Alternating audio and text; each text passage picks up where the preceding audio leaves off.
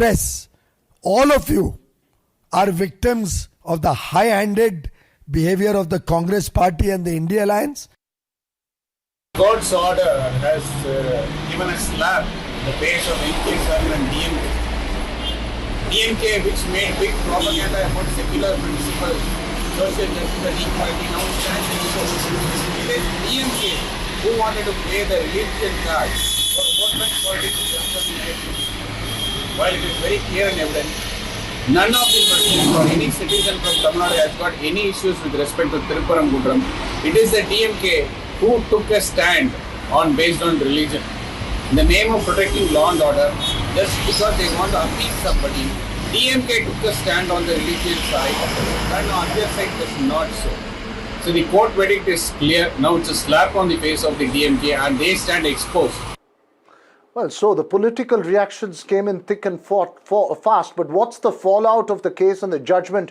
Joining us this evening, A. Saravanan of the DMK, Narayan Tirupati of the BJP will join us in a bit, Kovai Satyan of the AIDMK here as well, and political observer and analyst Dr. Sumant Raman. Thanks to all of you for joining us this evening. Saravanan, may I start with you? Yes. While the state government will challenge this order in the apex court, given the kind of allegations that were made, contempt of court proceedings and even an impeachment motion moved against Justice Swaminathan, though not completely linked to this alone, the DMK would argue, is this two-judge bench order not a blow, if not a huge blow, to the DMK and the Tamil Nadu government? Yeah, see, it ain't a blow at all.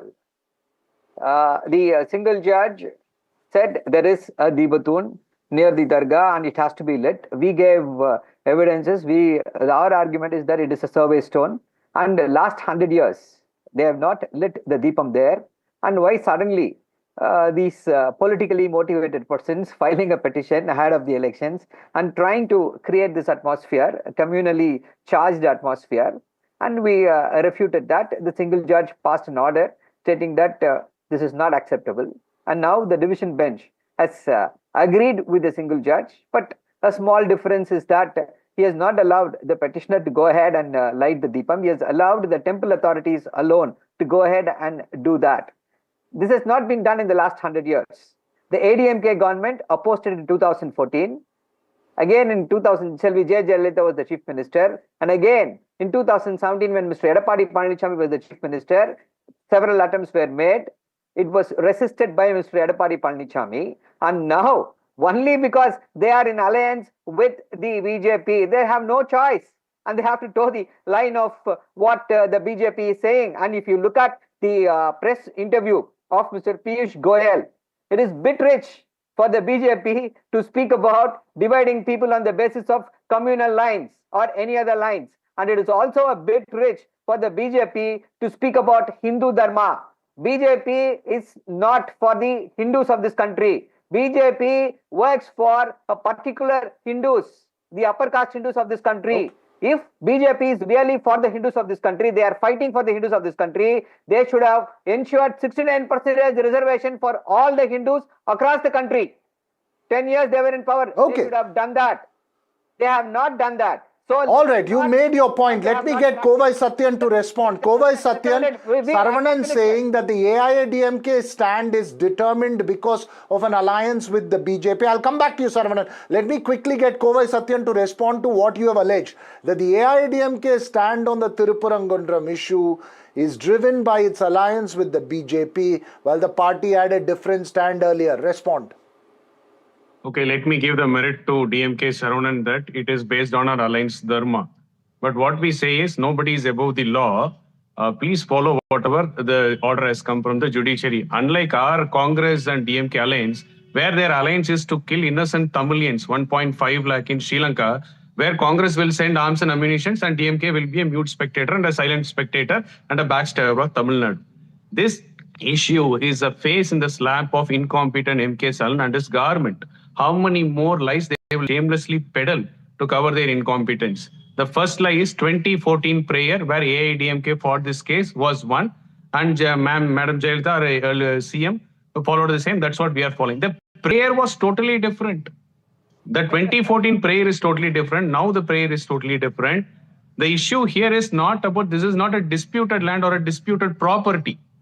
Let me make it very clear. This issue became a big dispute because the elected government chose to take sides based on religion. An elected government which talks big about secular principles, upholding secular principles, went unsecular and took stands based on religion.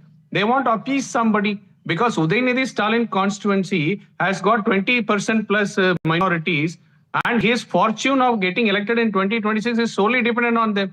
So you want to appease them. Let me quickly get C.A. Saravanan to respond to what you are saying. Saravanan, the point that Kovai Satyan is making is that when the single judge ordered the lighting of the Deepam, the reason why the DMK dared contempt of and defied the order was for minority appeasement, and hence the AI is taking on the DMK for not respecting the constitution that you so vehemently want to protect. Was totally different. Please understand. So don't draw parallel. This is not at all fair. All right. You have violated. All right. All three of you have made your point. Sumant Raman has been very patiently listening to all three of you. Sumant Raman, let's address the key question right now. Given the kind of surround sound that happened, and this is not just about the dispute, this is about contempt of court proceedings, this is about minority appeasement allegations, this is about BJP trying to galvanize certain groups to its favor. How do you see this politically playing out? Do you believe that the two-judge bench's order will have a political electoral? Here on the ground, we know what to do. See, maintaining law and order is the most important thing for the government. Are you the government? The government did exactly that. So, when you are maintaining that, when it's there, when we have the option, see, the very fact that the judges may err, the single judge's order is erroneous. That is why we filed an appeal. And the division bench has also upheld the single judge's order. The division bench's order is also erroneous, only because there is a possibility that the judges may give orders which are wrong in law, wrong in fact, wrong in just. We have this three-tier appeal system. When the two-judge benches... Are you going to move impeachment against these two judges also? We have asked him. Sumant Raman is asking you. Against these two judges also. They will do it. They will do it. Maybe that is his wish. They will do with the Supreme Court. You know pretty well, Raghav, that we don't act as per the wishes of this minuscule minority.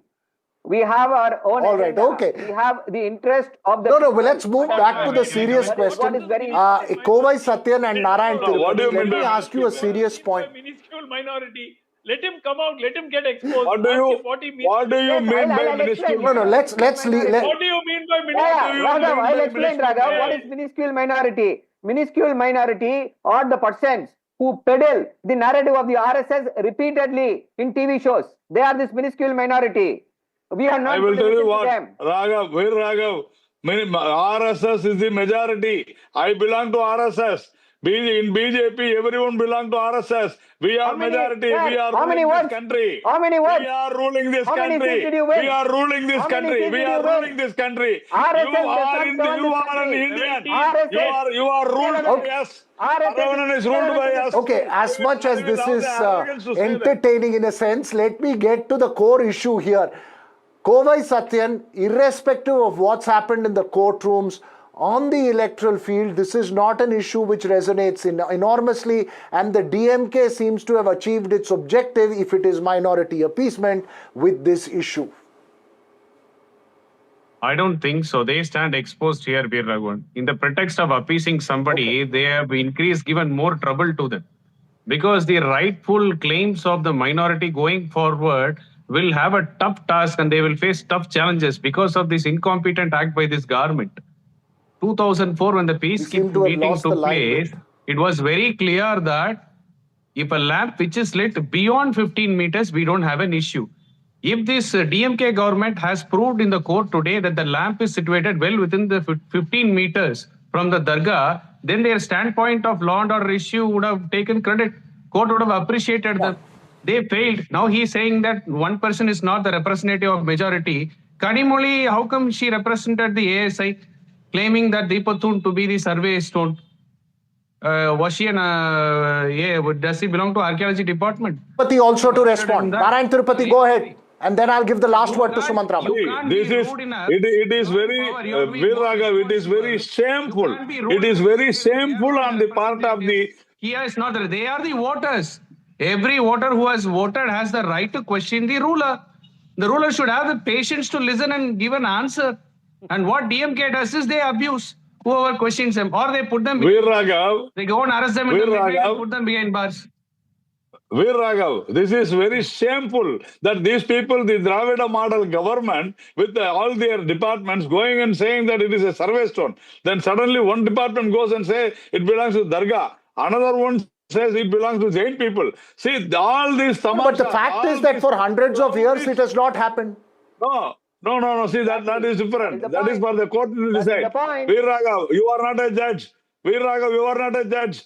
The judges have decided that. Please understand. It has gone to the court. The government went to the court. The court gave the order. All right. This belongs to the temple. It should be lit there. I am telling you, these clownish activities. Today, the minister, he has said that only the dead bodies can be cremated at only these crematoriums and not anywhere. I am asking you simple question, Saravanan. The burial grounds are there to bury the dead bodies. Why you fought for Karunanidhi's burial there in the beach? All right, let me get a 20-second response from Saravanan before I go to Sumant Raman to close this discussion. What is it? Yeah, see, it is our leader's rightful resting place.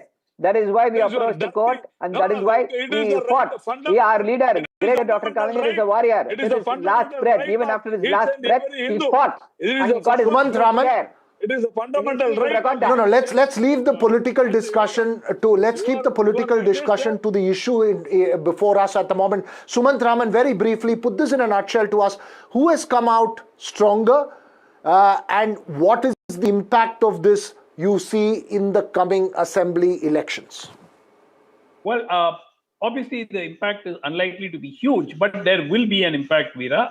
I'm very, very sure that the message that has been consistently dinned into the people that the DMK is anti-Hindu will find some resonance. How much of a resonance we will know in the months ahead, and also on how hard the DMK doubles down in the Supreme Court, whether this matter is continuing to be on the boil in the Supreme Court. If the Supreme Court gives a judgment which upholds the Madras High Court order, then what happens? Then certainly that will have a significant impact on the DMK. I don't know why. I think they're miscalculating. All right, Saravanan, very briefly, you want to just make a final 10 seconds. DMK is the only party which works for the upliftment of the Hindus. BJP is the anti-Hindu party. Anybody who is portraying DMK as an anti-Hindu is committing a grave mistake. They don't know what is happening. They are just substituting their own prejudices onto their views. Okay, Narayan Tirupati, you are already smiling. Very final response. I really need to close this discussion. Go ahead. The Honorable High Court, has exposed DMK that it is an anti-Hindu party and anti-Hindu government. This Dravida model government. Bovai Satyam, final 10 seconds to you as well. That is what the courts have said. Common Hindus. My request. Make your final point. I only have 10 seconds. To their leader MK Stalin and DMK party is, till such time this matter is settled in the Supreme Court, please don't instigate people and indulge in fake violence. And don't create violence in the name of groups. Please ensure that don't instigate people on religious lines. All right, it's a high voltage political exchange over a judgment of the two-judge bench of the Madras High Court in a contentious issue. We'll keep a close watch of how this plays out. But thanks to all four of you for joining us here this evening on the Southern View. Staying with Tamil Nadu and another fierce courtroom battle at the Madras High Court after producers of actor-politician Vijay's Jananayagan moved the courts against the National Film Certification Board for withholding clearance for the film. The politically charged film is seen as one that sets the stage for Vijay's election campaign, and he had declared this would be his last film. The court has asked the Central Certification Board to respond by tomorrow. The board also told the court that a new committee will review the movie. The delay in certification has raised questions over whether the film, which is set for a 9th of January release, is being politically targeted. Clearly, the political surround sound to Jananayagan is being closely watched. Meanwhile, Vijay has also been summoned, we believe, by the CBI in the Stampede case on the 12th of January. How he'll respond to this will be interesting to watch, and what kind of political pressures he faces being very closely monitored. Lata Srinivasan, who tracks Tamil Nadu's entertainment industry and its politics very closely, joins me live right now. Lata, the fact that Jananayagan has still not got the central certification, what does that mean for the film, which is set for a 9th of January release? Thanks, Veer Raghav. I think it's extremely concerning for Vijay as well as for the producer, because Jananayagan, as we all know now, is Vijay's last film. It's going to release in nearly 5,000 screens as per KVN Productions. It has, it's very important for Vijay that he closes his cinema journey on a high, and this has been planned well in advance, months in advance. It was a Pongal release, and the certification, as we all know, the film was already submitted in December itself to the CBFC. Cuts were demanded. They edited it as per what the requirements were as per CBFC. And December 19th, they had verbally said that it's a UA 16+ certification, but the certificate has not come into hand, and the release is in just 2 days. So it's a matter of serious concern, because it's a 500 crore budget film. And any changes in the release date will have a huge impact and losses for the producer at this stage. You're talking of the producer, I'm talking of the larger political context at the moment. Does this give you a sense that Vijay seems to be caught between the devil and the deep blue sea, to just use the phrase? I don't know who the devil or the deep blue sea is, between the BJP on the one hand and the DMK on the other. That's the sense that one picks up from the TVK. Yeah, absolutely. I think, we all know that Vijay is going to contest the 2026 elections. And every single public campaign that he's been on so far, he has openly taken on the DMK, calling them an evil force on one hand, and then the BJP as well. So right now, he's attacking both the big parties in DMK, which is ruling in Tamil Nadu, and the BJP, which is ruling at the center. And of course, the CBFC, as we know, there has been talk, especially by the TVK, there have been allegations that it is politically, CBFC is taking a political leaning, and therefore they're delaying the certification for the film, which will have an impact on his political ambitions. So therefore, there is a lot of politics, of course, involved, though it's not being openly stated. But the TV has made very clear allegations that all this has been politically motivated. Because on the other hand, we see Parasakti, which is coming, which is again a very politically, the content is very political heavily and favors Dravidian ideology. And that, of course, has its certification already and is all set to release on Jan 10th. So Vijay right now is being held in the dock, so as to say, and of course, this film is now a big question mark as to whether it's going to come on Jan 9th. You believe that there is a question mark? We'll see how this plays out. Obviously, the political conversation around this would be intense. As you rightly point out, not just the content of Parashakti, but also the ones who are distributing the films have a very strong political stamp, which is Udayanidhi Stalin-linked Red Giant Films. We'll keep a close watch of that clash at the box office, which resonates very, very closely with Tamil Nadu politics. But we'll take a very short break here on the Southern View. When we come back, much more.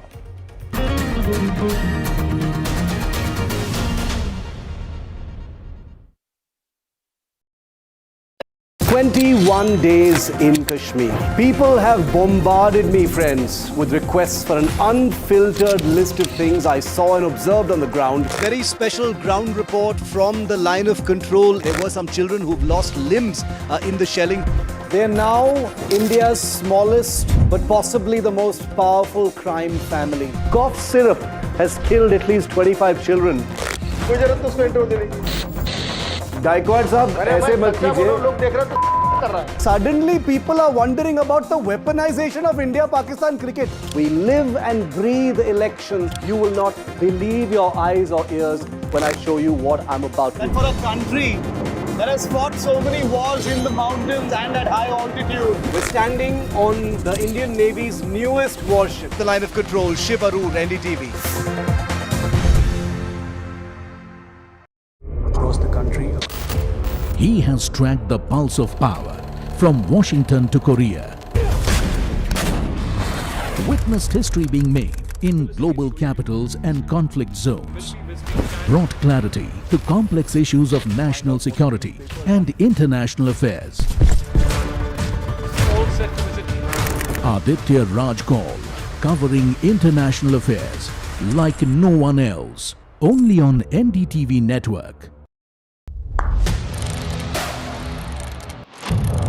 What seems settled for me is unfinished business. So I rewind, I pause, I reflect, I dig until what's buried stands up to be counted. Breaking ground, not just headlines, the meaning behind them. This is Breaking Ground with me, Vedika Sood. I don't sugarcoat. I shoot straight and tell you stories the way they need to be told. Unfiltered, unafraid, unmissable. That's how I roll. Watch me, Priyanka Deo, on NDTV World. Namaste. Network. Mumbai are bringing our first India tour in your city. Rag on with Shankar Ehsan Loy and Siddharth Mahadevan and Shivam Mahadevan. 5 times melody, 5 times masti with NDTV Good Times. Go grab your tickets on Live Your City by Fever.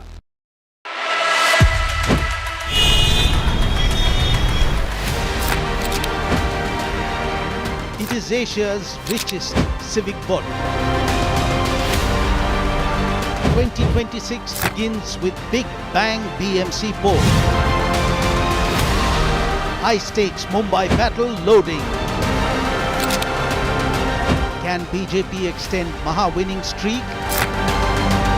Existential fight for the Sena.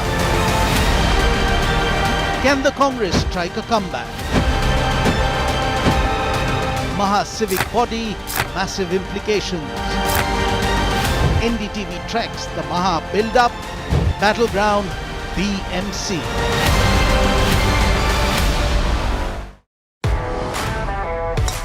Are you ready for the best show in town? NDTV Golf Pro-Am, we are coming to your city. Stay tuned.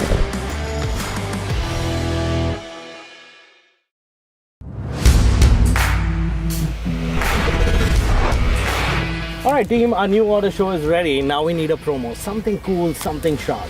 Well, I'm sure we'll be having outstanding reviews, solid suggestions, expert advice, the latest trends. It's a lot simpler. We'll help people make the right auto decisions. It's got the cool stuff, geeky stuff, serious stuff, all of it, so that you can discover, decide and drive. I'm Siddharth Sharma and I am...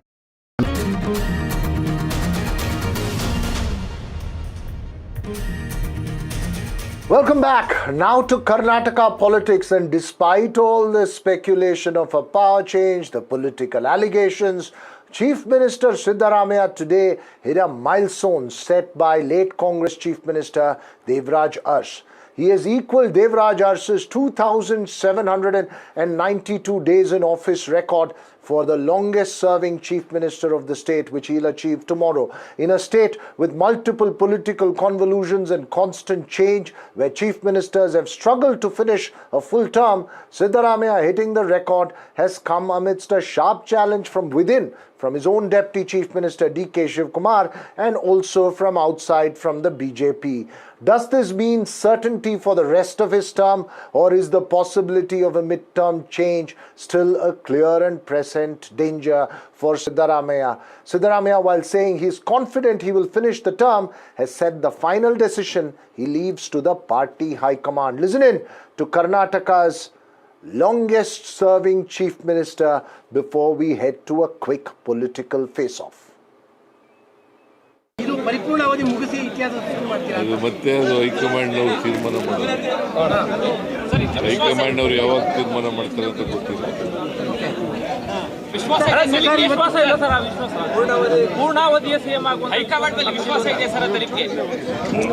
ವಿಶ್ವಾಸ ಇದೆ. ವಿಶ್ವಾಸ ಇಲ್ಲದವರು chief minister ಹೆಂಗೆ? ಈ ಸಂದರ್ಭ ಪೂರ್ಣಾವಧಿ CM ಆಗ್ತಿರೋ ವಿಶ್ವಾಸ ತಮಗೆ ಪೂರ್ಣಾವಧಿ ಸಿಎಂ ಆಗ್ತಿರೋ ವಿಶ್ವಾಸ It all depend upon High Command's decision. People of Karnataka wants to know what is that you have achieved in last 2.5 years as the Chief Minister. Under the name of Ahinda, by using the name of Ahinda, he became Chief Minister of Karnataka. The first scam which broke was ST Development Corporation scam. That the same community, ST Scheduled Tribe community which supported Siddaramaiah, the same Congress government came up with the Estate Development Corporation scam. BJP exposed this scam. Hundreds and hundreds of crores of money that was meant for the welfare of the Scheduled Tribe community was looted by the same Congress party. Is this the achievement of Siddaramaiah? Well, the BJP can say all that it wants, but Siddaramaiah seems to have succeeded in hitting that milestone that many believed was one of his targets in the second term. Joining us this evening, Lavanya Balal Jain of the Congress, Mohan Vishwa of the BJP, and senior journalist Ramakrishna Upadhyay. Mohan Vishwa, you all claim there will be a November revolution, a Diwali dhamaka. All of you have been proven wrong, and Siddaramaiah has shown he has staying power. Would you agree? Raghav, good evening. Thank you for having me in the show. It's not we who started, it's their own party MLAs who started. The followers of DK Shivkumar and also the followers of Siddaramaiah, they started this from the day one of inception of the Siddaramaiah 2.0 government. The moment some statements come from the followers of Siddaramaiah, one more statements come from the followers of DK Shivkumar. This is what is happening from past 2.5 years. Regarding November also revolution, the same statement came from Siddaramaiah's side. There was a counter statement from DK Shivkumar's side. You know, this drama is happening from past 2.5 years. It's not from our side. Based on their statement only, we have told it's not that somebody, we ourselves started, because it's not our party. It is their party. When their own MLAs, their own supporters comes out and says, obviously, it's our duty being opposition party to tell the same to the public and, inform them what's happening inside the party. Lavanya Balal Jain, the question to you is how long before the rumblings again erupt? It's not about whether they will erupt, but about when they will erupt. Good evening, Veera Raghav. I don't think there will be rumblings at all. There has been no rumblings. It is the making up of mostly of the BJP and the JDS who have been giving, from the time we have taken charge in 2023, I think there have been multiple dates that were set by the BJP ecosystem and the JDS saying, the government is going to fall, the government is going to be having a new chief minister and all of that. They have to understand it was a thumping majority given to us by the people of Karnataka, and we can have multiple CMs if we choose to. The BJP should very well remember that they were not able to have one continuous CM in either of their previous two terms. They had to have multiple CMs for multiple reasons. So for them to come up here and say, hey, you know what, they're going to change the CM. Let us focus on the socio-economic, reforms. Devraj Aras has done the socio-political reforms. The two leaders have done the parallels between these two leaders. I think it is two eras of politics where we have seen such huge transitions happening in the state, be it the Devraj Aras era, be it the Siddaramaiah era. I think that is what we need to be focusing on, because as a state, we have benefited immensely from both of these men and their leadership. All right, as you make the point, let me ask somebody who has tracked Devraj Aras also very closely, Ramakrishna Upadhyay, a veteran journalist for many decades. Do a comparison, but as you do a comparison, also make a prediction, Ramakrishna Upadhyay, for the remainder of the term. Veera. Well, Veer Raghav, good evening, Veer Raghav. I'll get back to you, Lavanya. Just give Ramakrishna Upadhyay his moment in fame. Good evening, Veer. In terms of longevity, Siddaramaiah is all set to overtake Devaraj Aras tomorrow and become the longest serving chief minister. But then that's it. Of course, it's an achievement, no doubt. But in terms of, the legacy, I think is far, far behind Devaraj Aras. So Devaraj Aras was a towering figure. And in fact, I think the achievements of Devaraj Aras is something that, nobody can, come near. And I think, in my estimation, I think he was the best chief minister Karnataka has produced, arguably, no doubt, because I think he was a chief minister at a very, very difficult time when social reforms were required, and he had the guts to do it. I mean, that is what Devaraj Aras regime separates from what Siddaramaiah is doing. Siddaramaiah has been is enjoying power, being not taking any risk. I mean, he has the MLAs on his side, and he has the majority on his side, and he has implemented some social reform, no doubt, welfare schemes. But they don't last long. I mean, Devaraj Aras' legacy is that he brought in two very important reforms, and one was about giving the reservations based on a backward class commission report. He started LG Havunur commission report, commissioned it, and then they came up with some of the detailed caste-wise population in Karnataka, and they were able to implement reservation for the smallest communities. This is one of the biggest achievements of Devaraj Aras. And then he also introduced land reforms. Karnataka's best land reforms were introduced by Devaraj Aras, and that was widely appreciated. But some would argue that given the present times and the changed political circumstances, it's no mean feat for Siddaramaiah to have lost power, come back to power, and survived for such a long time in office. Ramakrishna Upadhyay, what do you see for the remainder of the term? A very, very quick, simple prediction.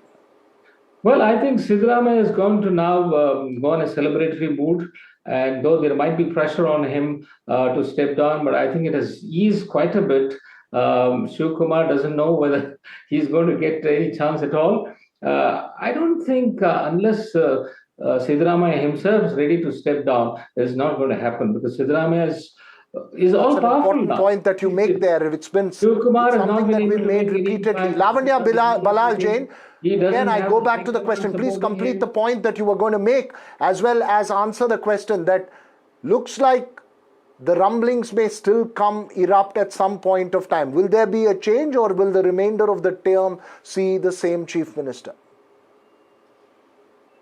There will be no changes, and Mr. Siddaramaiah will be completing his 5 years in the office. Mr. D.K. Shiv Kumar will be completing 5 years of his term in the office. And I have to disagree with our senior journalist, because we have faced off in multiple debates earlier too, where he had predicted multiple things and which has not come true.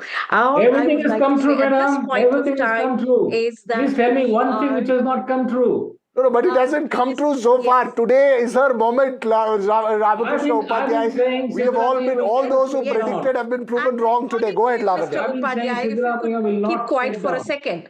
Mr. Upadhyay, I'm addressing your question. I have faced off with you multiple times about the government falling down, the government changing the chief minister. Mr. Upadhyay, you need to have a little bit of patience and listen to the other person as well. Please. Don't everyone think you're not fair. Go ahead, Lavanya. Raghav, I want to pitch in. So, we are talking about... Yes, I'll give you the last word. Just let Lavanya complete her point. Yeah, go ahead, Lavanya. Okay.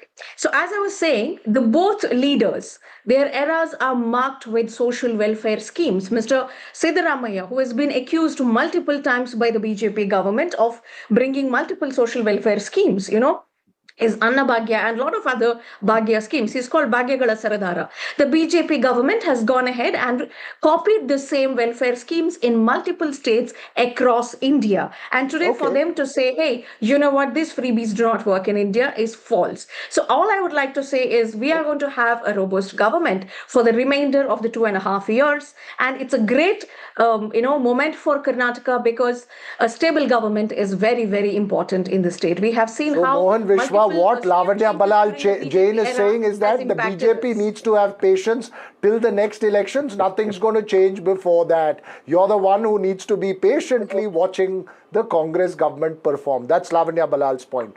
Go ahead. Raghav, I heard her telling that, the people of Karnataka should be great at having Mr. Siddaramaiah as a CM. Let me read out his achievements. Okay, in Siddaramaiah 1.4, the moment he stepped in as a chief minister, he was the one who finished Lokayukta, who started ACP and gave clean chip to himself in 45 cases. Incorrect After that, between 2013 to 2018, 4,257 farmers committed suicide. There were hundreds of, Hindu Karyakartas murdered. He withdrew cases. Okay. Veera Raghav?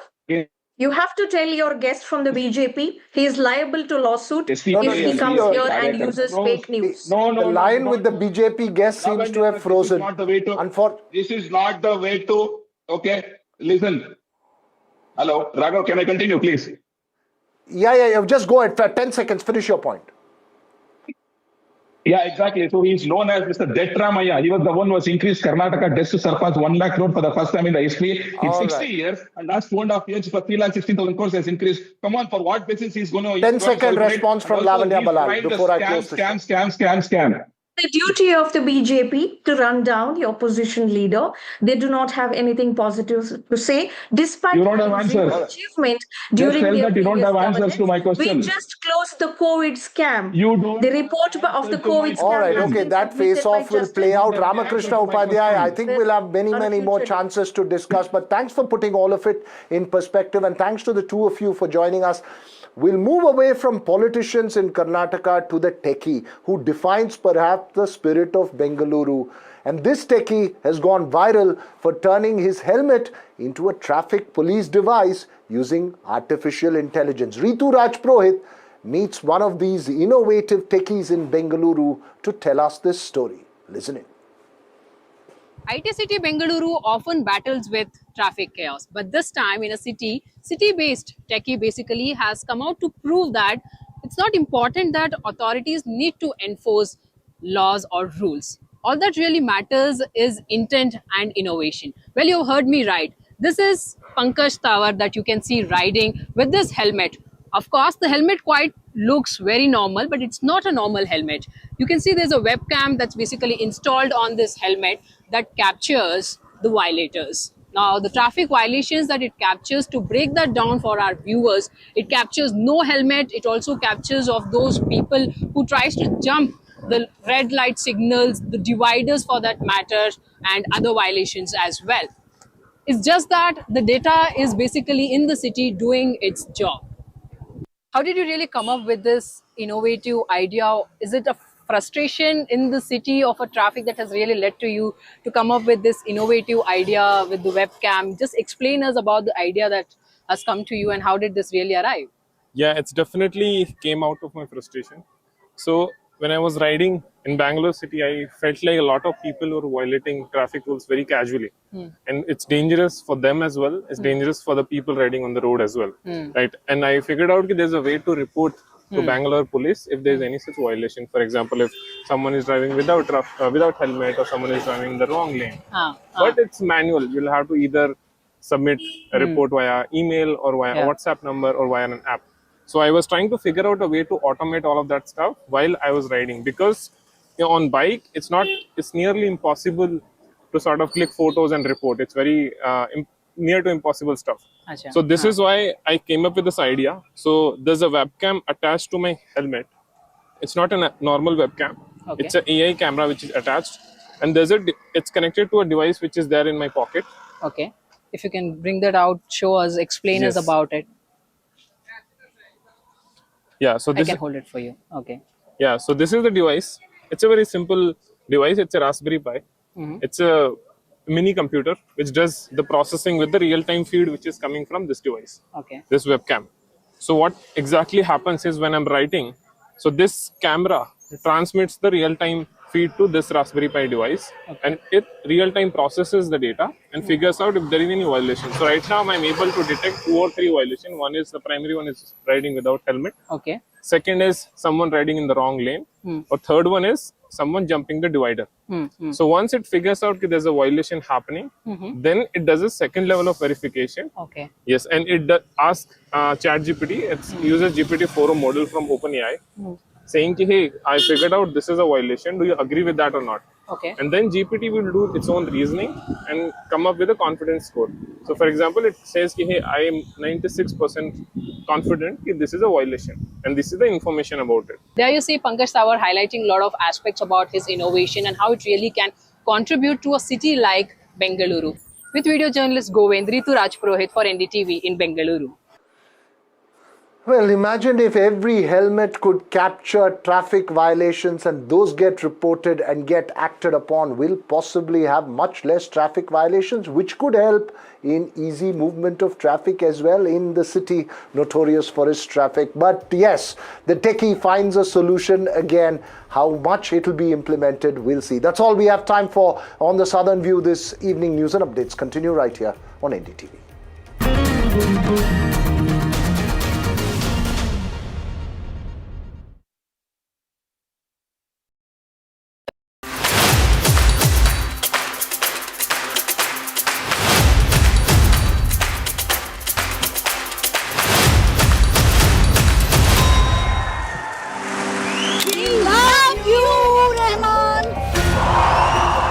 This was one of the most magical, mystical performances we've seen. This is like a shrine. Coming and listening to you is like seeing a maestro perform at that shrine. I think it was when Air sang himself for the longest while. Yes, that for me was special. When the first claps came in, I think my only prayers was all of you should be healed. May God give you a lot of prosperity, health, love, long life. I was mesmerized. I think it is one of the most magical evenings that I've spent. बहुत ही अच्छा. Beautiful. Oh my God, A.R. Rahman is unmatchable. It connected me to some spirituality. This is India for me. This is India. This India I grew up, and this India I'm seeing now. It will never change. When you have somebody like an A.R. Rahman, legend, maestro, I don't know which word should we choose. It was just a treat. Pulling us into this country. They argue, I conclude. They deflect, I drill down. Stop. This isn't a free-for-all. It's a reckoning. No filler, no fog. Only the facts and where they lead. Every night at 9, the case closes because the buck stops here. The front lines of Kargil. The fury of Operation Sindhu.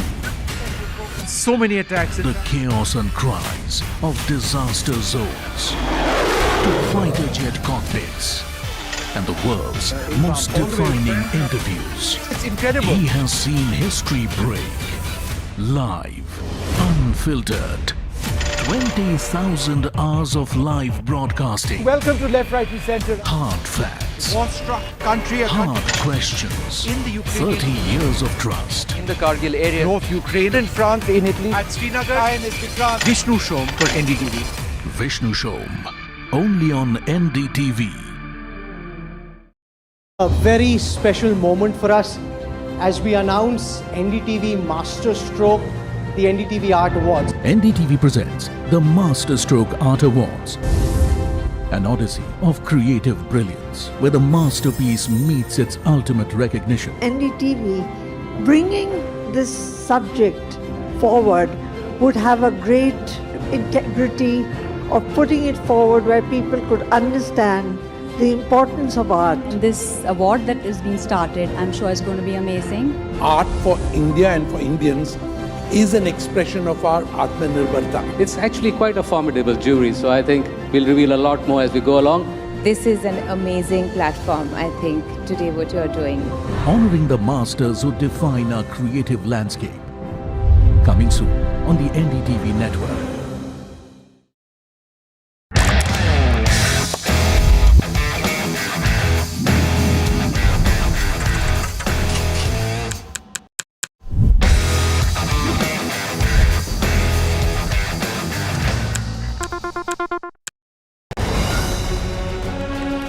Straight from the heart of the newsroom to the core of the stories shaping your world. Join me, Gargi Raut, as I track all the developments as they break. Live from the NDTV newsroom, weekdays at 4 p.m. 21 days in Kashmir. People have bombarded me, friends, with requests for an unfiltered list of things I saw and observed on the ground. Very special ground report from the line of control. There were some children who've lost limbs in the shelling. They're now India's smallest but possibly the most powerful crime family. Cough syrup has killed at least 25 children. Gaikwad sahab, aise mat kijiye. Suddenly people are wondering about the weaponization of India-Pakistan cricket. We live and breathe elections. You will not believe your eyes or ears when I show you what I'm about to do. And for a country that has fought so many wars in the mountains and at high altitude. We're standing on the Indian Navy's newest warship. The line of control, Shiv Arur, NDTV.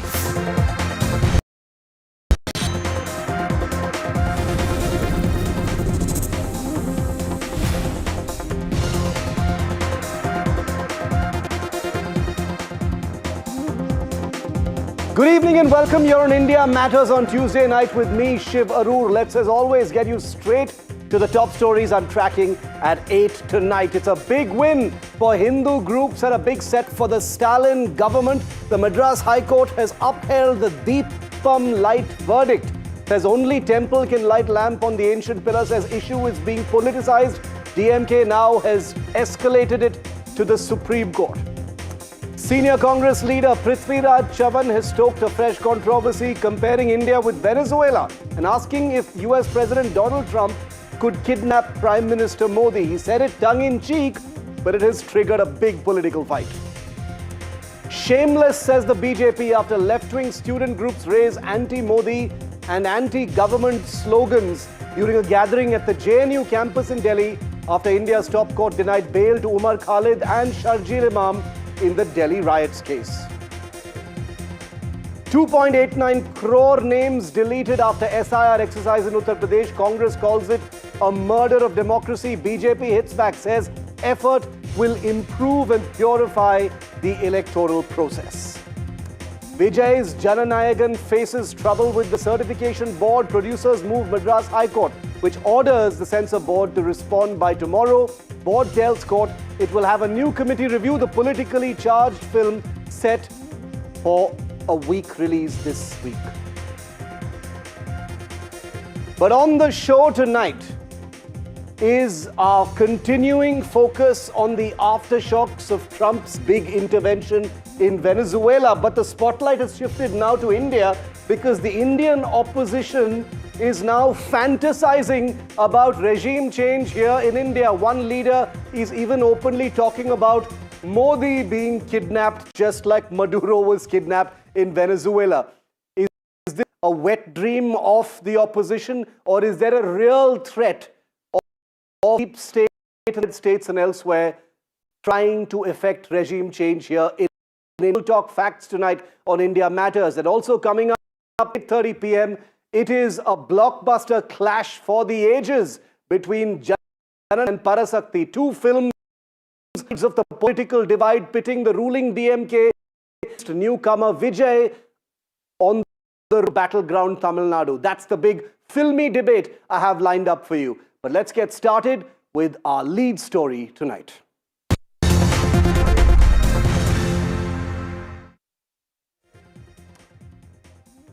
Viewer, Trump's latest regime change adventure in Venezuela has done something remarkable.